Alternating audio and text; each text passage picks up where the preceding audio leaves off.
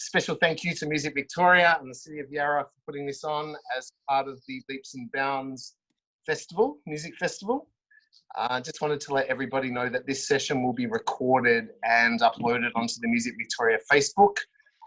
So if you have an issue with that, you might have to jump off. Hopefully nobody does. Tonight's panel looks at how our music venues can start preparing for live shows with social distancing, yet return a profit. I think that's $1 million question for a lot of people right now. Might be impossible, but we're going to do our best to find out tonight. Just ask that everybody keeps their mic muted unless you have a question. Feel free to send questions through at any time via the chat function, and we'll get to those later. We'll have a bit of time at the end to open up a bit of a Q&A. I'll just introduce our panel guests. So maybe you could give a wave when I introduce you. We have Liam Matthews from the Old Bar. Liam's the venue owner there in Booker. Also has a second venue in Abbotsford. We have Jason Moore from I Heard a Whisper, venue booker, radio star and artist manager. Beck, or Rebecca Young, runs Collective Artists, Australian artist agency with one of the best rosters in Australia, I reckon. Thank you. Kira Puru, an awesome Australian musician. You would have heard Kira on Triple J or seen her at a festival. Kira also performed at the virtual APRA Music Awards a couple of weeks ago, so it'd be interesting to hear about that. And lastly, but not leastly, Sally Mather from the Forum, venue booker there, and Sally's also been working on Music Victoria's COVID-19 Best Practice Guide. So welcome to all the speakers on our panel, and welcome to everybody else. I thought it might be a nice way to start, just to run through our panel quickly and get a little bit of an idea on how they have been affected over the last 3 months, how the restrictions affected their work, and maybe if there are any positives that might have come out of the last 3 months before we kind of move forward. Maybe we'll start with Liam on that one. No worries. Yeah, we shut down in March there. We chose to shut down as opposed to waiting until we were told to. More so because we were just struggling with the way the old bar's laid out, lots of little rooms and places. We were struggling to sort of maintain control over the crowd, particularly later on in the evening. So yeah, we made the call ourselves to close. We felt it was a responsible thing to do. We probably didn't expect to still be closed 3 months later, so it's becoming more and more difficult.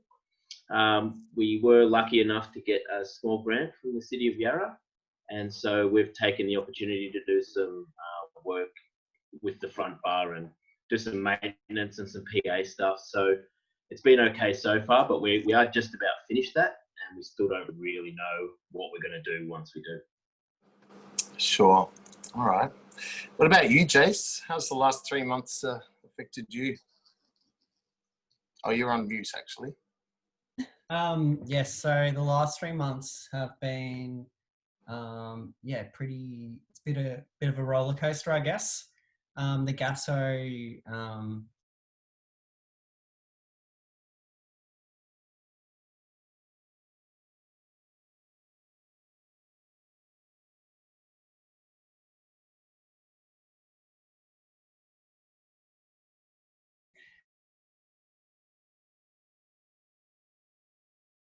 yeah.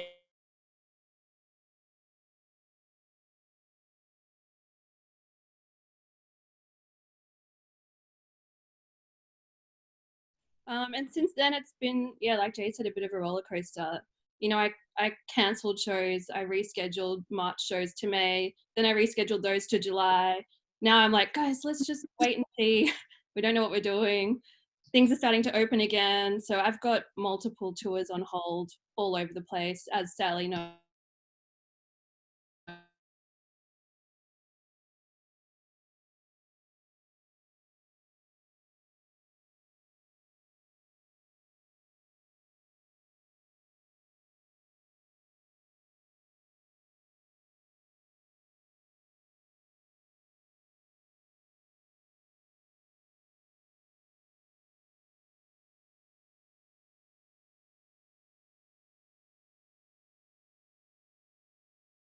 But yeah, it's been nice to kind of just relax. I'm writing a record at the moment, so I've had a lot of time to focus on creative stuff that I probably would have less time for if I was busy flying around the place, which has been good. But yeah, I feel a bit stunted, like my hands are tied. The things that I like doing most are sort of away from my reach at the moment. So yeah, but it's been nice to just kind of slow things down, be creative. I get to hang out socially with people that I don't get to see very often, so that's really nice. But I'm broke. Yeah. Sure. Thank you. Yeah. What about Sal? I know you made the move from many years with the Corner Hotel and Northcote Social Club over to the Forum. Was that at the start of this year? It was the start of March. So Wow. I had 2 weeks at the Forum, and then there was that dreaded weekend where everything shut down really quickly. I think we probably went through about 4 stages in the Forum of working out what was going to happen that weekend and what was going to go ahead and what wasn't, which was interesting considering I still didn't really know what was going on.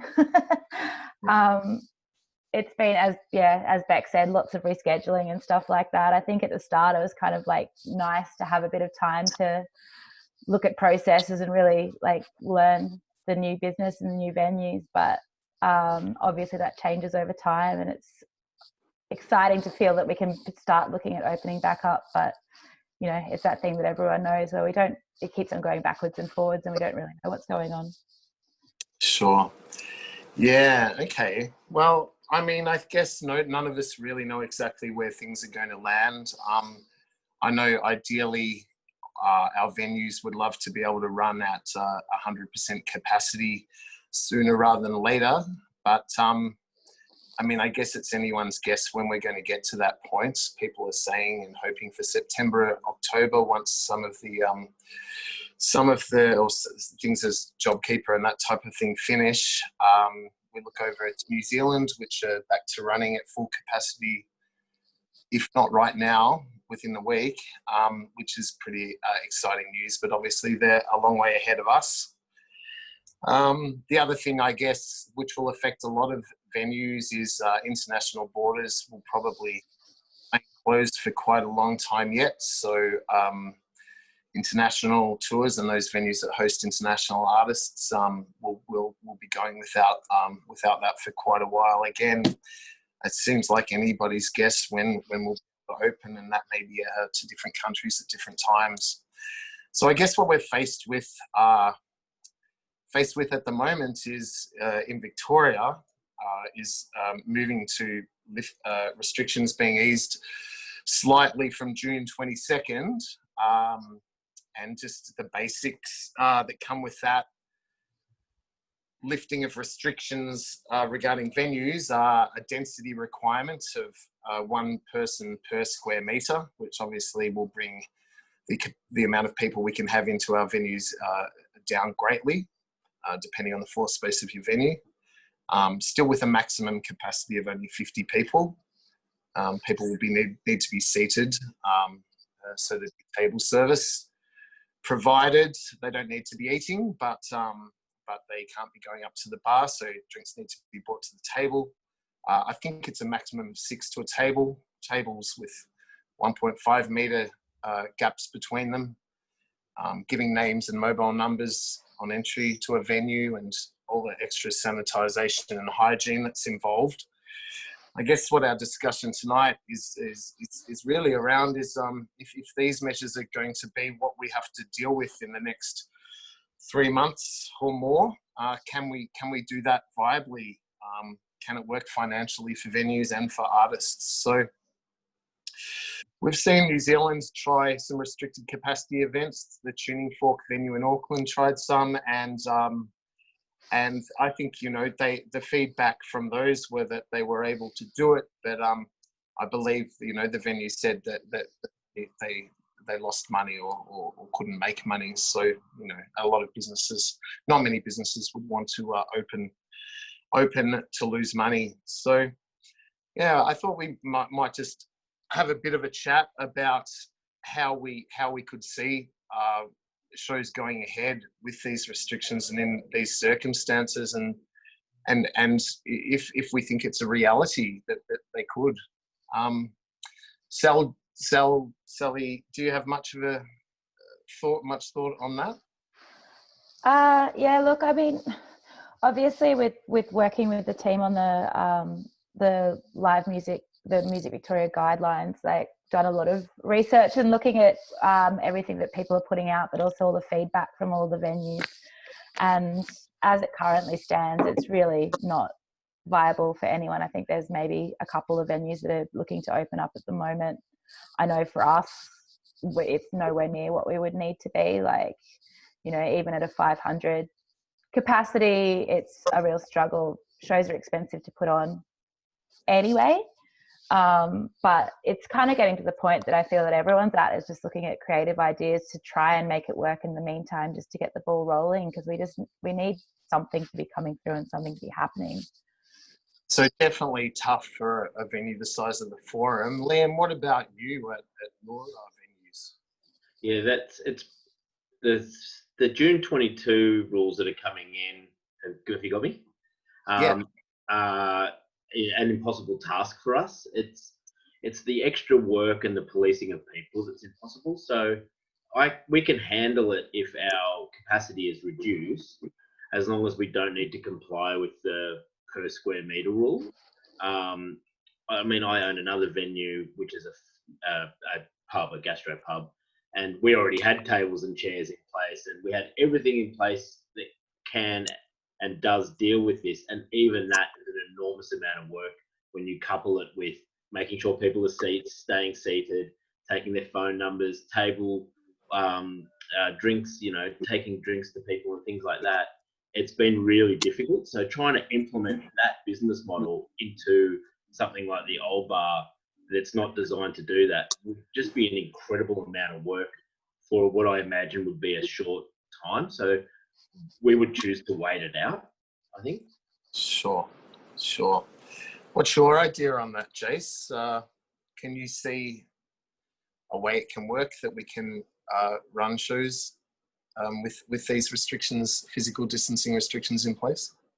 I think it's tricky. Yeah, it's kind of how much money can you lose at the moment. And yeah, from all the owners that I've been speaking to, it's, do I remortgage my house? Do I take my kids out of private school? Some people have lost their house deposits. So it just, yeah, it's like how much can you take really? Yeah, I guess there's a dignity in being able to go into work and do things. So yeah, lots of people are getting pretty crunched. Have you been out to any pubs or venues in the last week or two, Jas?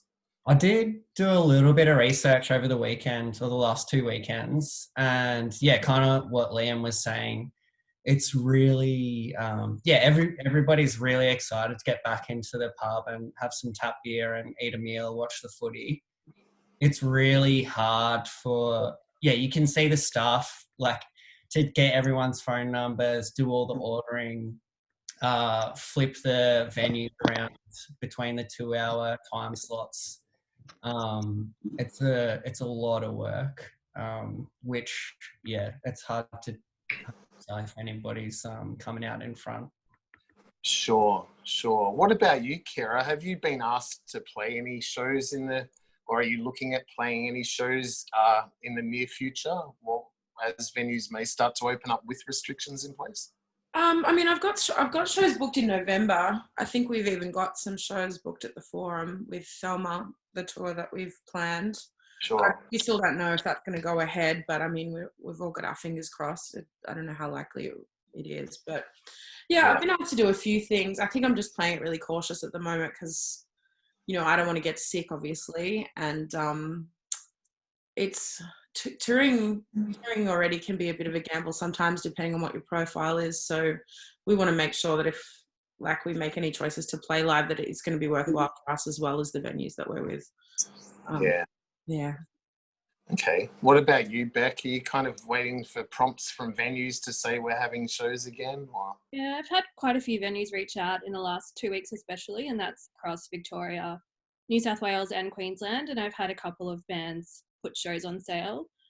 Pink Matter from Brisbane have, you know, just sold out 3 100 cap shows at the zoo. But it kind of varies. I think, like Kira said, you know, you want to make sure that you can actually sell tickets. So you've got a lot of venues coming to agents going, we can open at 100 cap or 50 cap seated. So which of your bands are going to do the, you know, help us out and do these shows? And so I understand like the venues need support from agents and artists right now, but artists still have plans in place for their, you know, headline tours that might be booked for November, December. So it's just kind of trying to figure out, do we do a little show now and still do our full capacity show later? If we do put a small show on sale, is it going to sell? I think there's a lot of demand and excitement for those shows right now, but will that still be here in a month? Like, I guess none of us really know. So yeah. Yeah, people have been, it sounds like there are a lot of early adopters really from people who have put tickets on sale for these distance shows. Do you think, I mean, obviously, Kira, this might go to you. I mean, for an artist playing to a much, much smaller, sparse, seated crowd, for your music, I don't know. Yeah, I don't know either. I mean, I just got asked to do a drive-in show the other day, which I thought sounded really cute. But I don't know what sort of vibe that would be as a performer. You know, it's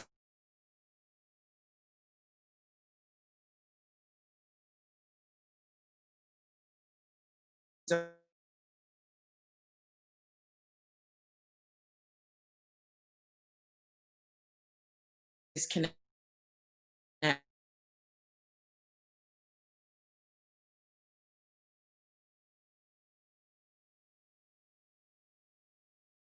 Definitely. Look at adding income streams to these socially distanced shows. You know, is streaming something that you think could be an option? Liam, is that something that... We're doing something later tonight for Leaps and Bounds. And so I guess that'll be the first time we've done that.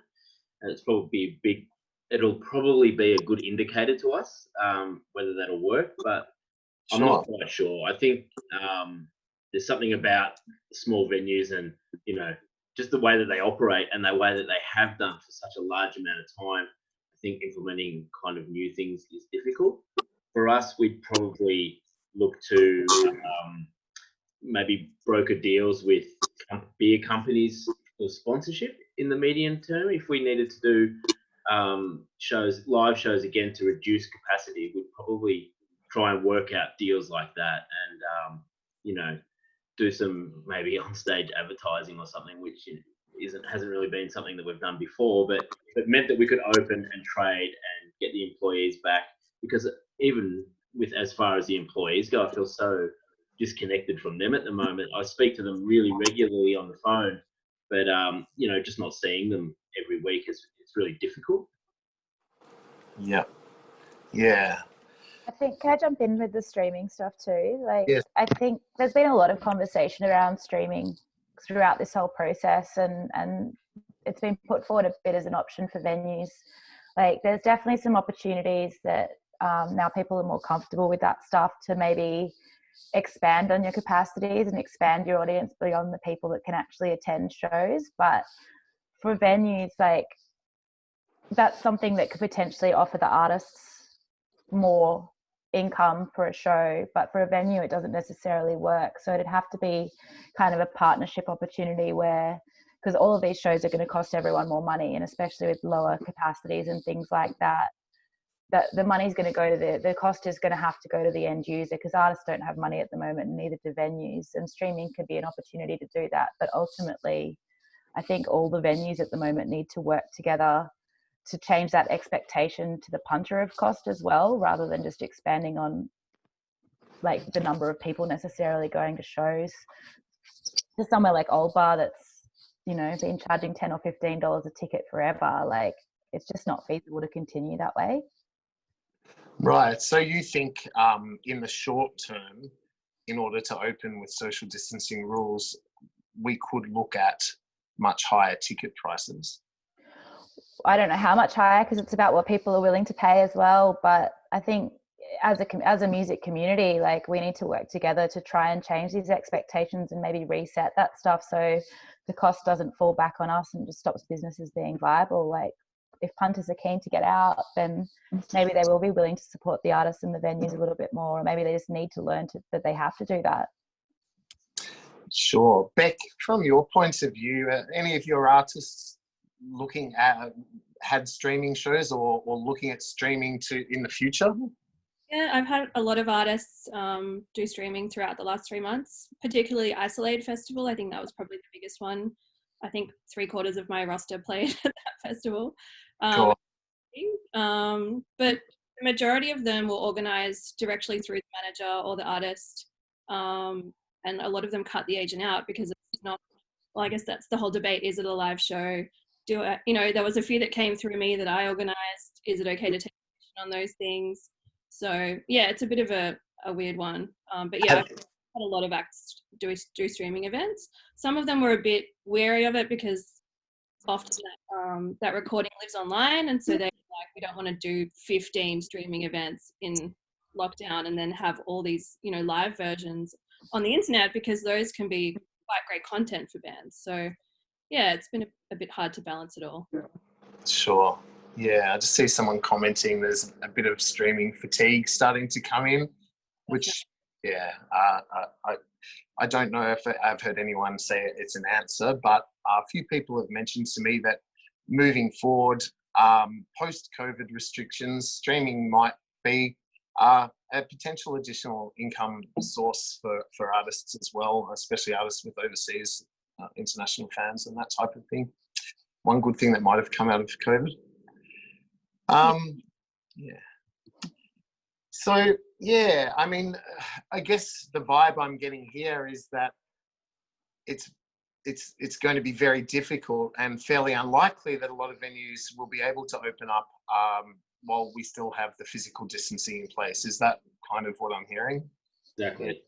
Yeah, unless there's a few venues like the Lansdowne in Sydney, for example, have announced a few 50 cap shows that are all seated, but I don't know how long that's really viable for and how many artists are actually going to want to do that. It obviously depends on their style of music and, whether they think they can sell tickets at a higher price, because the cost of opening the venue is so much that I think, like you said before, someone's usually selling their tickets for $10 to $15 and all of a sudden they need to charge $40 for any of us to make it work, so I don't know how long that will last. It'd be a hard adjustment. Yeah. Especially when a lot of music, I guess the other point is a lot of music fans are also affected by COVID-19 and potentially reduced incomes and that type of thing. So, it's probably very hard to judge with only the few socially distanced shows that have already happened. But, do we think that people have money to spend? Is there an eagerness to come to shows at the moment? Do people have an idea on that? I think so. Yeah. Yeah, I was just going to say, I reckon people are busting to go to shows at the moment. The whole economic thing, once JobKeeper and JobSeeker runs out, people are going to have cash to, buy a festival ticket or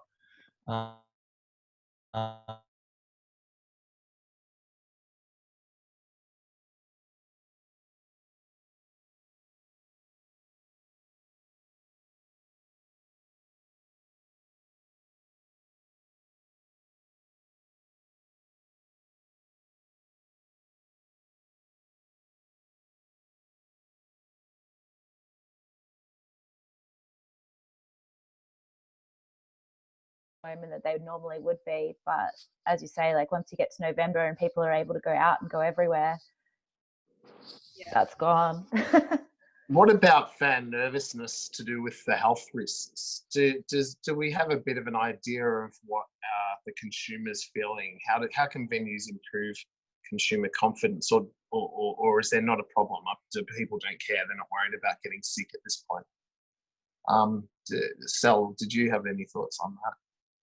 I think it's a genuine concern from punters. I think everyone coming out of this isolation is feeling a little bit of anxiety going out into public, whether it's reality based, or just because you've been alone in your apartment for so long. But if we can all, I guess, work together and communicate what we're doing as venues and businesses to keep people safe, then it's something that everyone's going to have. And the CD. Come on, Mike.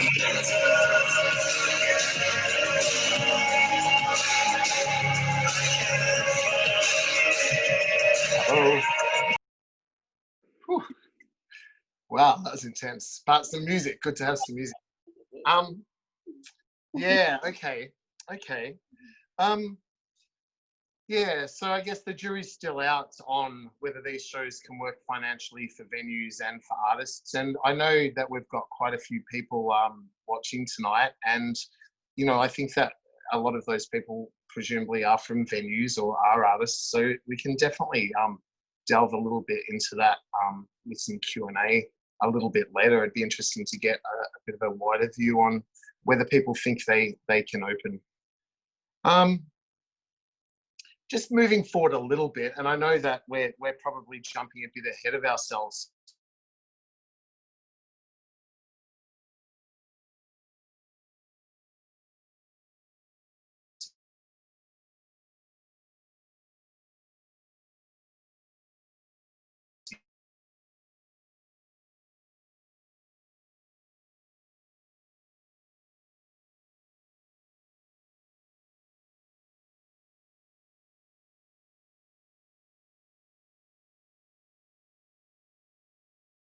Is that all? I think that it's fine. I think the main problem for us is the per square meter rule. I think beyond that, what I've seen, I guess owning this other pub across the road, I'm already getting a look into how people are feeling about it. And I know there is a lot of anxiety out there, but the people that are coming to us every night at the moment, and we're busy, we're really busy at the Carrying Bush, and they are spending really well, and they are following all the directives. I've never filled the hand soap in the men's toilet so much in my entire life. Everyone is doing what they are asked to do. Yeah. They're all staying seated. It's been really good, and I think that would carry on. We're seeing a lot of old bar people coming down here just to help support us. I think because they understand if they spend money at the Carrying Bush, it helps us at the old bar as well, same company. So, and the questions are there all the time. How much longer? How much longer? So I think that there's an absolute hunger to get back into venues. How they felt if they walked in there tomorrow and the place was full and everyone was sweating and all that kind of stuff, and it's 2 a.m. I don't know, but I think initially there won't be any problem getting people to the venues, and I think that people will follow the rules. There's a weird thing around the taking of the phone numbers. Look, I understand that. I understand it makes people feel quite uncomfortable, but we're being told to do it. There's nothing that I can do about it.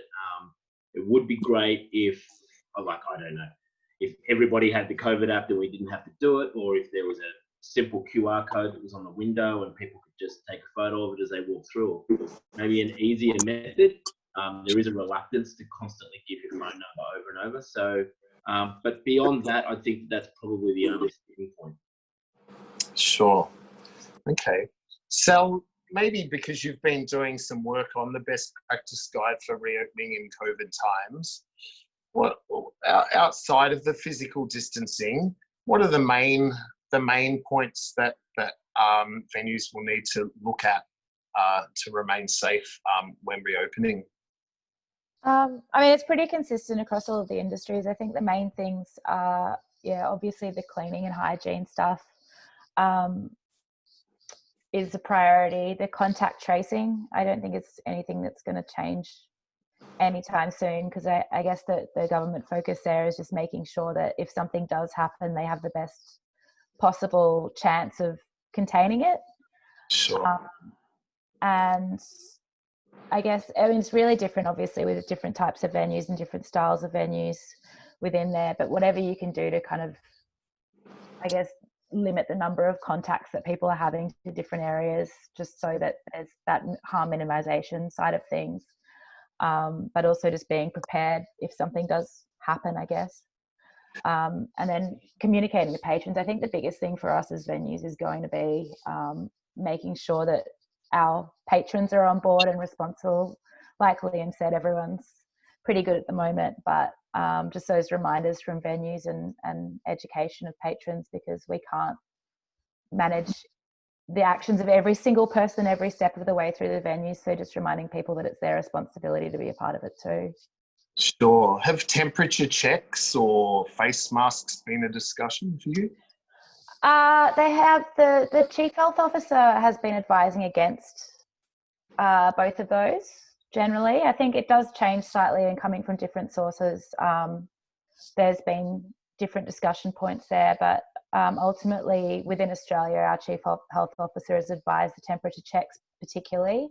I think for the face masks, if it's, you know, a frontline person, like maybe a security guard dealing with an issue or a first aid or something like that, it might be worth it. But ultimately, they don't want people, every single person going out and wearing face masks, because the advice is if you're not feeling, they only really work if you're not well, and if you're not feeling well, then you just shouldn't be going. I guess every time you want to have a sip of your beer, you have to touch it, pour it off. Well, yeah, it's the same with gloves. Like, gloves are actually almost worse. They're worse because you forget to wash your hands and you're touching everything, so you're just spreading it around. Whereas if you're washing your hands and being conscious of it, you're going to be more careful about what you're sharing around. Sure. And do you think that ticketing companies can play a part as well in keeping consumers and customers up to date on all this kind of thing? Oh, absolutely. Any venues that are ticketing, they're already ahead with some of the stuff, like the contact tracing side of things. You know, we have details for people that are coming to shows, whether it's splitting off, so you're getting individual details.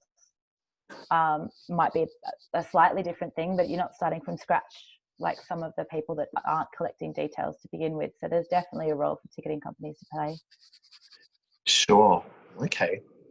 I guess with international borders closed and international touring out for potentially, well, I think we would say at least another 6 months, and potentially with physical distancing easing in venues, I see this could be a great opportunity for Australian acts to capture Australian audiences. People are going to be starved for music, and we're not going to be having any international concerts for them to spend their money on. Has that gone through your mind, Beck? Yeah, definitely. When Falls Festival made the announcement that they were doing an all-Australian lineup, I think every artist manager that I work with called me or emailed me, we're going to get on Falls this year. Yeah. Yeah, hopefully. But no, it's exciting. It's an exciting time for Australian artists to not be competing with internationals in terms of having them in the market or competing for spots on festivals. But we also have a limited number of headliner artists, and it's interesting to see how the festivals all compete with those if they do run over summer. You know, I'm still slightly skeptical that summer festivals will go ahead before March, but things are looking good, so we're all hoping that they will. Yeah. But for me, it's really good. I work really closely with Handsome Tours, who, you know, predominantly tour international artists, and yeah, it's a really scary time for international promoters right now. Whereas for an Australian booking agency, you know, we've obviously lost at least 6 months of income, but hopefully when things ease up, you know, people will be coming to us for most of the talent, so it's good. So you could potentially see things, see more Australian acts playing more than they did before in the next 6 months. Yeah, but I think, you know, artists still have timelines and plans, and, you know, when artists get to a certain level, they're also going overseas, so they're hoping to still do that at some point. And you don't want to sort of fatigue audiences either, so you don't want to oversell tickets because then you don't leave any steam in the tank. So I think it's going to be hard to find the balance, but yeah. Perhaps Sal, just because obviously at the forum you're dealing with what I would imagine at least 50% international tours. I guess you would be hoping to see Australian artists stimulated to do more touring over the next 6 months. Yeah, look, I think all of our international stuff, there's things in the works, but it's all still fingers crossed situations. But, you know, like the Australian music industry is in such a strong place at the moment. We have so many incredible Australian artists. Like, I feel like we're in a position now, more than we were, 3 years ago, just in terms of the strength of our industry, and that a lot of people's favourite artists are Aussie acts anyway. But yeah, like Beck said, with the fatigue stuff, it's going to be, there's only so many times someone can play, which I'm sure Kira can speak to as well. Just, it's, you're trying to build your audience and give them the show that they want. And in terms of us convincing people to do shows out of cycle and things like that, it's not as easy to do. It might be easier for some of the smaller venues, but I know for a lot of the bigger venues where we, as you say, are losing 50% of our shows potentially, I don't know that we can automatically just replace that with local either, as much as I'd love to. Yeah, sure. Liam, what about you? Do you have a vibe that people just want to get out and play, a lot of the local and the Australian acts? Yeah, I think so. I think that booking shouldn't be too much of a problem in the early phase, but I guess there is a concern now where if we're only looking at booking Australian acts across the board into the sort of medium term, that really limits, I guess, what some of the smaller venues can do. Like it's always a really big occasion for us when we can book the likes of Rolling Blackouts or someone like that. That having those shows every month or something like that is the boost that we kind of need financially, and it also it's not just a financial boost. It also helps with our kind of, I guess, reputation in the scene and reminds everybody that we're there and all that kind of stuff. So if you have that higher level of band now, having the availability of the Forum and the Corner and all of these bigger venues, it's kind of theirs. It might be funny. It'd be awkward to see them coming into smaller venues, I guess. So there might be a little bit of it might be a little bit difficult down the track, I think. Sure. 7 nights a week for us is certainly going to be difficult. So, sure. Jace, what about you? Say the Gasso, you obviously have some international acts, some Australian acts. Are you hoping to see a lot more Australian acts touring once we can open up at full capacity again? Is that what the Gasso would need? Is that what small venues need? Yeah, the Gasso does a lot of we definitely have a good dose of internationals over summer. I think it's maybe it's something that you can have a bit of fun with though, and do some different things with bigger acts that may or may not always play the Gasso. There's definitely been a bunch of inquiries for doing different things that you don't usually do on a tour, which I reckon you can have a bit of fun with it and try some different things that you wouldn't usually try. I think that the one thing will be the one thing that seems to be coming up is ticket prices. Can you still charge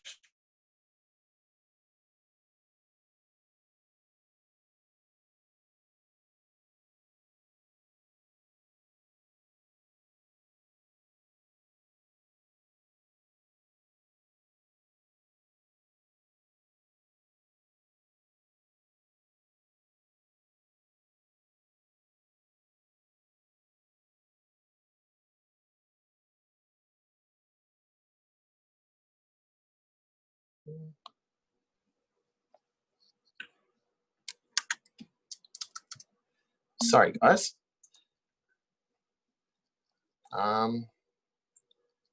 Looks like a lot of the questions on the chat have been answered, unless I'm missing some.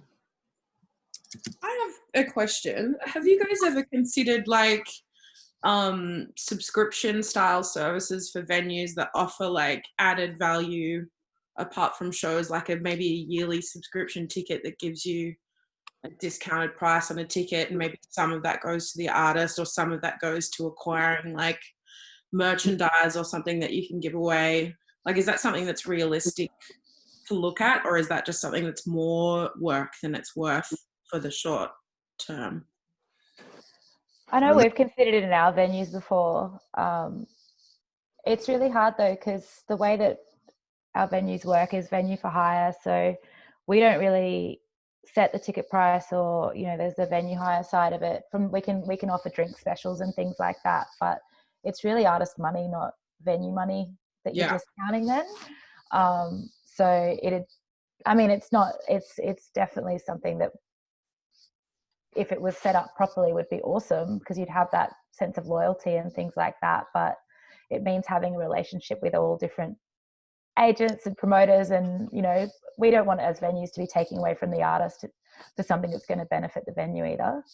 I think that's where we've always struggled with it. Sure. Let's try and take a few questions. If anybody watching wants to ask any of the panel a question, just take yourself off mute and have a go. Hopefully it won't be people over the top of each other, but we'll try doing that. Anyone? How can there be 100 people and no questions?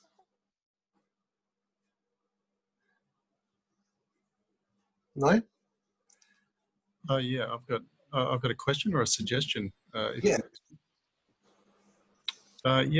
Just further to what Kira was saying there, just while this discussion was taking place, I was thinking of something in terms of some kind of app that all venues could be sharing. It could serve multiple purposes. One could be that it would cover the contact tracing issue, where users might feel comfortable more logging into the app to sort of indicate that they're there and therefore they're contactable.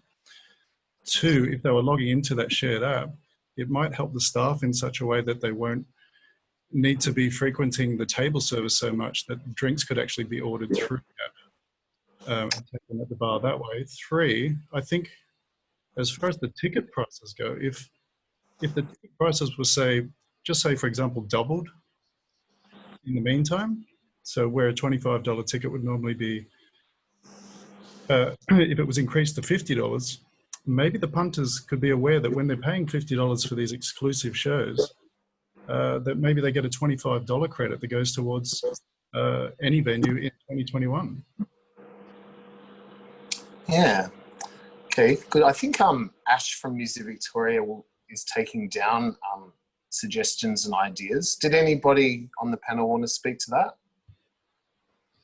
I think that yeah, definitely a good idea to consider. I know there are apps being used at the moment, or developed at the moment, some for table service. I'm sure there's plenty out there, and some for contact tracing. But yeah, I don't know I've heard of one that does both. So there's definitely merit in that for venues that are going to be able to open with the restrictions. Ben, can I add to that with the using of an app?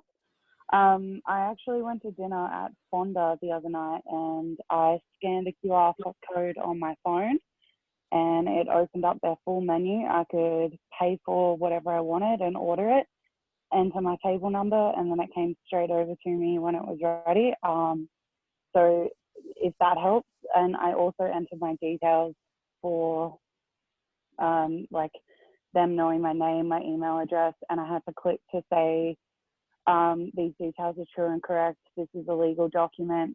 So like I felt more comfortable doing that than the previous night when I had a meeting and I had to write my name and my phone number on a piece of paper that got handed around to an entire bar. Sure. And handling a pen, they'd have to write down the pen every time. Yes, that was not fun. I think as much technology as possible that people can utilize is great too, because it just takes away the requirement for staffing, or, you know, lessens the requirement for staffing and the ease of it. Plus, you know, we've been told we've got to keep contact details for 28 days. How many bits of paper are you going to have floating around your venue with details on it, and actually finding them when you need them and things like that? Sure. There's a question there from Andrew Watt just regarding venues, which I think is a fairly pertinent question if a lot of people are from venues watching. Just regarding, did Australian venues ever consider forming an association like the National Independent Venues Association in the US? And I know there's a similar one for grassroots, the Grassroots Venue Trust, I think it's called, in the UK. As far as I know, no, and it's a very, very good idea. And I think it's taken COVID-19 for us to realise how important representation is. We're extremely lucky in Victoria to have Music Victoria, who are, I would say, more active than the other states' national bodies, and do a really, really good job for us. I think what we've all realised is that having a national representative body that can perhaps lobby on a national level is something that we really need to look at in Australia. I mean, rock and roll live music venues, where notoriously for many years have been unorganised and all over the place, and everybody working not against each other but working on their own thing. And I think that COVID-19 has shown us that our venues really need to be able to work together and lobby the government in a much better way. Thank goodness some of the bigger players have put an organisation together now and are really lobbying the government, the federal government, for music, for arts and entertainment. But they've just put that together recently.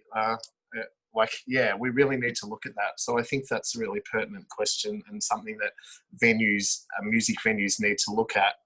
Something I haven't mentioned already is a couple of people on this panel are involved in the Save Our Scene campaign, which is supporting, bringing awareness to our venues situation and supporting Music Victoria's ongoing or talks with the government on a rescue proposal.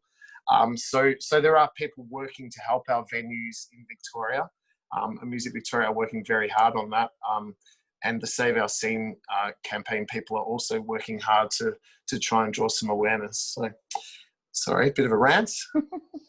Any more questions? Yeah, I saw that Alex in there mentioned LEAF, which I think is great. And I'm just aware that the Australian Festival Association is similarly to something that could be set up for all of the venues. They do that for festivals. And I think they've come out of that in a really good position and being able to lobby on a national level, and they've got some great contacts. So I feel like it could be a really good solution for venues. And then also just going back to the app suggestion, has there been any suggestions as to what particular technology could be used? And also obviously the licensing on those type of app technologies can get really expensive. So has anybody found any way that we could get some funding for that technology to be used, considering that it's a safety issue that needs to happen? Liam, did you have? I presume that you're talking about data collection. So for contact tracing, I mean, look, I didn't invent the COVID app, so I don't really have any, reason to really spruik it that heavily. But I think one of the reasons why we are having to have all these pieces of paper with names and phone numbers, or using the QR code and all of that kind of stuff, has been cited because not as many people downloaded the government app as what they wanted. When you're going into pubs at the moment to eat and you're being asked to scan in, or you hit that QR code and the web page comes up and you enter in all your details, really it's not that much different. I know there's a bit of anxiety about your information being stored with Amazon, but I mean, we don't know who is storing this information for my guest list and places like that. And because it's not, I guess, the Liberal government spruiking those things, people seem pretty comfortable in just like that. That asks, I've got the COVID app and I've used the QR ones at pubs to eat at, and that asks way more information than just the government one. So I mean, I'm not advocating for everyone to get the COVID app, but it would make my life a hell of a lot easier if everyone got the COVID app and I could stop writing down everyone's phone numbers and trying to deal with how I'm going to cope with that at the old bar. Just the sheer amount of people that come in and, they're taking their names and phone numbers at the door is going to be really difficult. Because, Liam, we would be expecting, after social distancing or physical distancing within venues is gone, that we will potentially still need to be recording our patrons' details for quite a long time, potentially. I think that I heard the other day that they're going to ask for it for around 12 months. I saw something around that, you know, there's going to be hygiene practices and contact tracing for around 12 months. Sure. Also, I know this has come up in discussions with Music Victoria, and different people have given some information on different apps that are available to do this. So perhaps Music Victoria can pass that information on to people who have attended tonight, or if anyone has any ideas, perhaps they could post it up into the chat now. T-Dog posted a link to the My Guest List one, which a lot of places are using and seems pretty easy to use, but it definitely is worth doing some research into, as Liam mentioned, how they're storing the data. I think with the COVID app, the big thing about it is you don't have to do anything. You just have to have it in your pocket. So it makes it so much easier. You know, with the My Guest List, it is really simple. There's no doubt about it. But, you know, you have to fill out your home address and your email address and your phone number and your name. And then you have to prove to the barman that you've done that. It just, it could just be a lot easier. Sure. Do we have any more questions?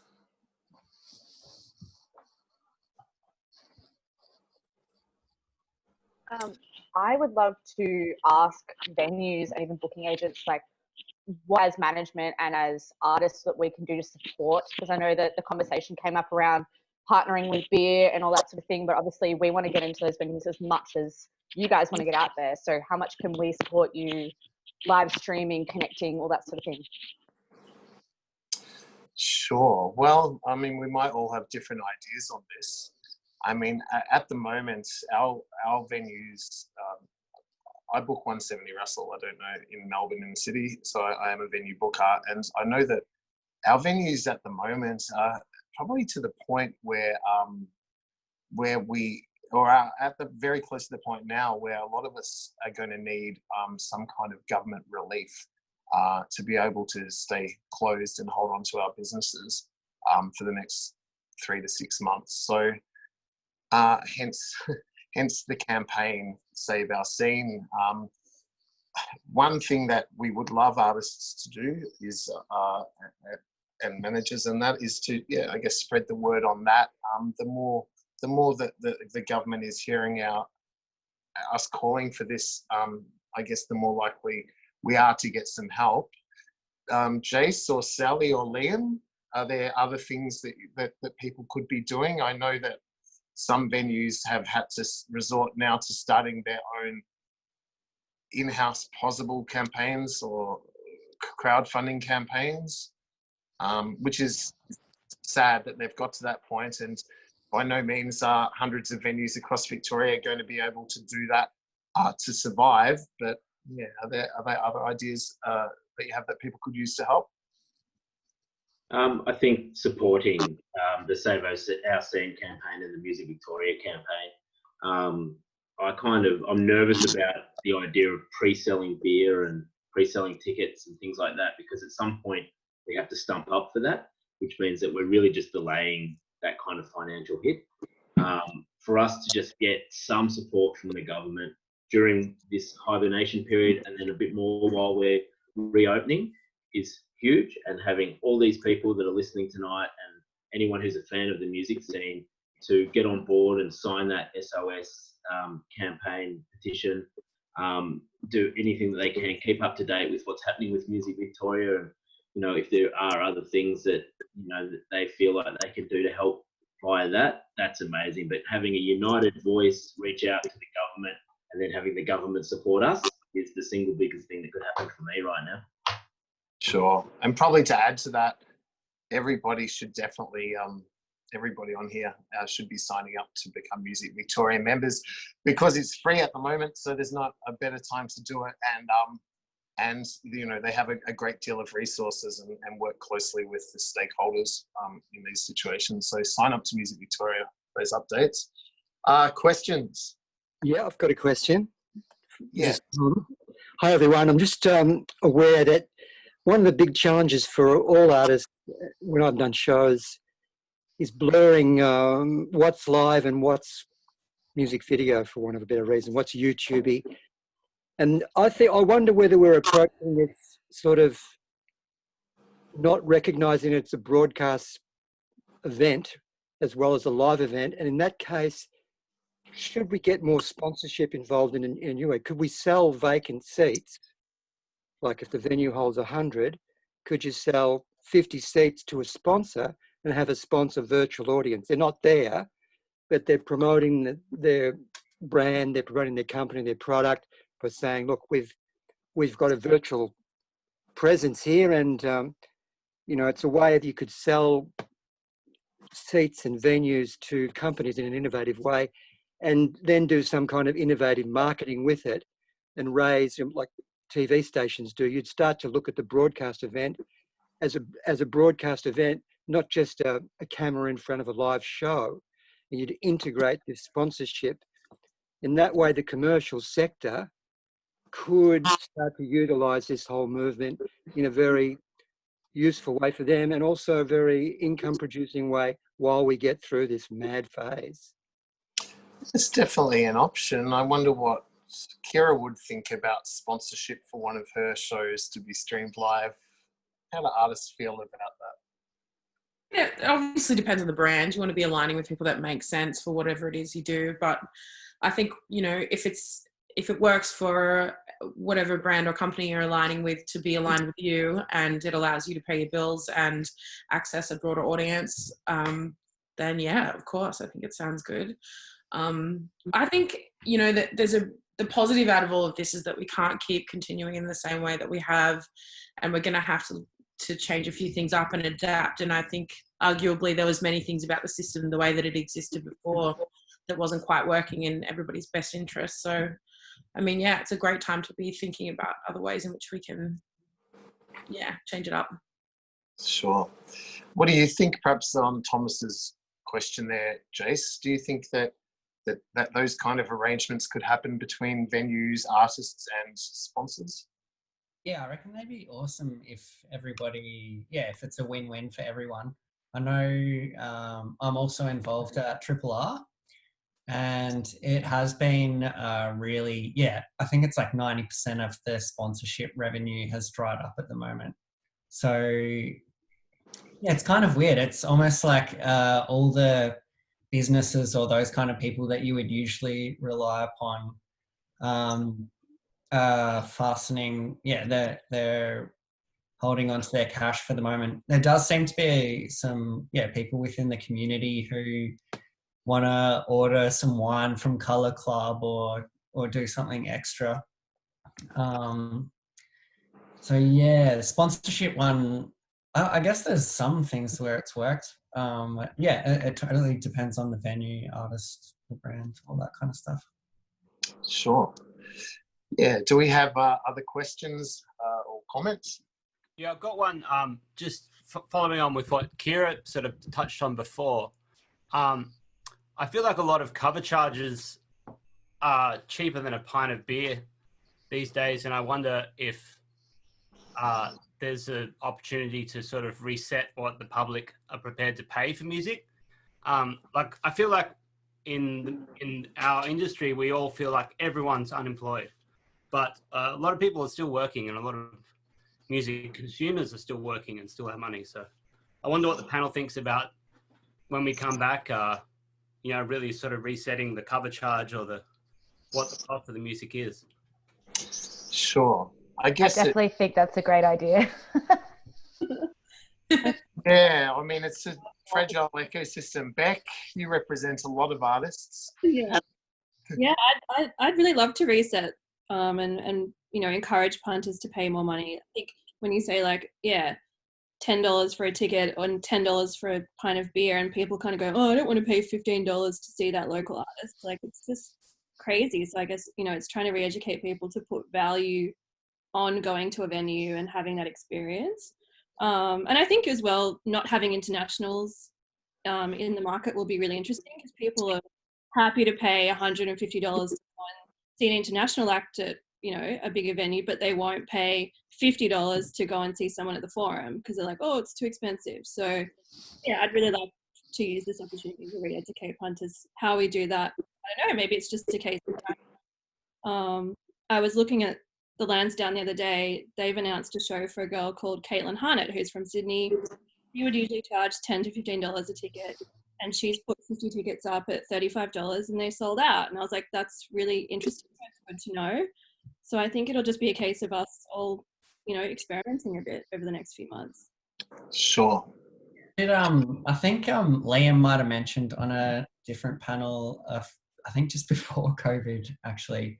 Yeah, maybe Liam, as a venue owner, like the taxes that you need to pay for alcohol sales put like beer prices and those things up quite a bit. Is that right? Yeah, it's this whole thing surrounding even running a live music venue coupled with ticket pricing and artists, most likely, I would agree, being undervalued and things like that. It's a really difficult system to adjust, and I've been saying now for the last, I've got 2 business partners, and we've been talking for years about how we feel really like the artists just are not getting paid enough, the sound engineers aren't getting paid enough, the security guards aren't getting paid enough, the door person's not getting paid enough, and the band certainly are not. So, but what do we do when we're in the ether of, you know, 100 shows a night in Melbourne, and we decide that we're going to fix this problem, and we suddenly put our prices up, and then I guess we've just got this massive anxiety that we would be empty, I guess, from there. So, and the problem is, I think maybe, you know, many years ago, the bands were charging the same as what they're charging now, but they might have been getting guarantees as well from the venue. I know that we were doing that quite often. And then the price of alcohol and even just rent and licensing, everything, APRA, it starts going up and up and up. But but I don't know that the punter quite understands how fast that goes up. Like, beer goes up twice a year, every year. So it becomes really difficult then to focus on how do we fix this problem of what's happening on the stage with the bands and the sound engineers and stuff, when we're faced with also putting up the price of alcohol every year. And because that's a set percentage, so it's 3% twice a year in excise, it's getting bigger and bigger really fast. And so we've got people coming to shows wanting to spend roughly the same amount of money, and everything's getting crunched. The amount that the bands are getting paid is getting smaller. The amount that we're making over the bar is getting smaller. The cost of running everything, the cost of wages is going up. And it's really hitting breaking point. I'd say that the last couple of years, we've felt that we've been running almost insolvent. Like, it is week to week. And we find ourselves applying for grants more and more often. And as a business, we've been around for 15 years now, and it just seems, it kind of really gets to you after a while when you're applying for grants to get through the year. Something needs to change. So whether or not it's the ticket price at the door and punters accept that they are getting value for money and $10 is not very fair along the way, or whether it's the government steps up and does something about the beer excise and gives us a break on that, either reduces it or stops it at least in its tracks now, so that we can then go to trying to bridge that gap of payment for the bands again. But definitely, I think there needs to be change, and this is definitely the time to do it. But, you know, if we do it as a group, that you're not actually allowed to do that by law. We can't all sit down as venues and say, right, this is how much we should all be charging now. We can get into a lot of trouble for that. So the risk is on everybody to try and probably do it individually, and then I guess we'll find some kind of balance there along the way. Do you think, Liam, that a lot of artists don't realise the financial struggles of a lot of the venues that they play in? Look, you know, if I hadn't worked at a venue before and I went to the old bar on a Saturday night and I watched all that money being passed over the bar, I would say, this is my dream. My dream is to run this venue. They are making so much money.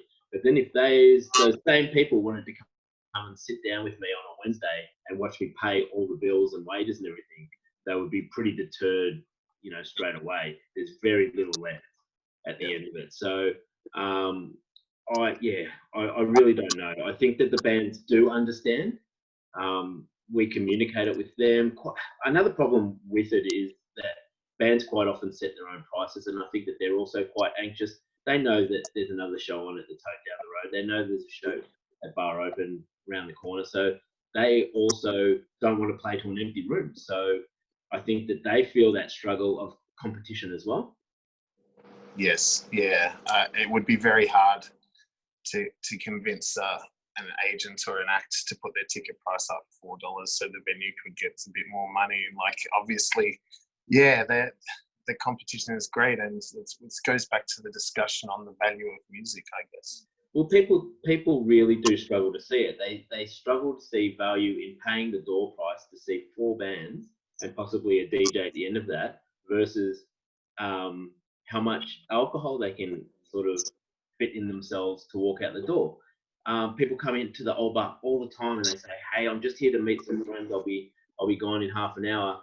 And you see that person again at 2 a.m. and they've watched the whole show. It's like, come on, you've enjoyed that. You know, these people they're working, you know. Sure. Yeah.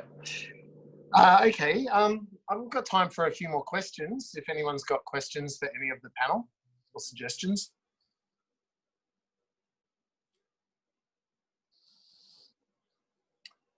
Jump in. I'll just have a look at the chat.